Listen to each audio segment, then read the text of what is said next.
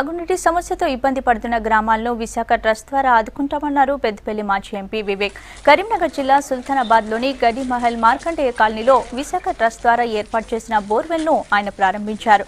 పెద్దపల్లి నియోజకవర్గంలో ఇప్పటివరకు ట్రస్ట్ తరపున 1800 బోర్వెల్స్ను ఏర్పాటు చేశామన్నారు. తాగునీటి సమస్య పరిష్కారానికి కృషి చేసిన వివేక్ను గ్రామస్తులు సన్మానించారు.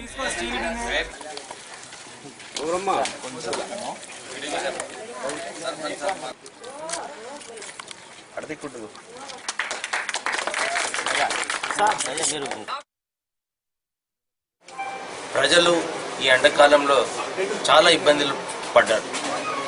ఆ సమయంలో విశాఖ చారిటబుల్ ట్రస్ట్ ఒక నిర్ణయం తీసుకుంది.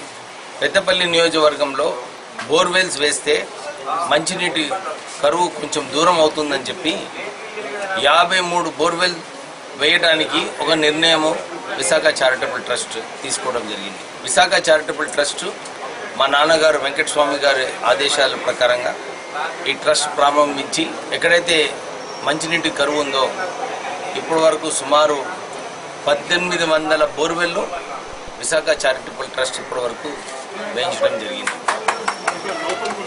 ఈసారి ఈ 30 రోజులలో 47 బోర్వెల్స్ మా ట్రస్టు ఈ ప్రాంతంలో వేయడం జరిగింది.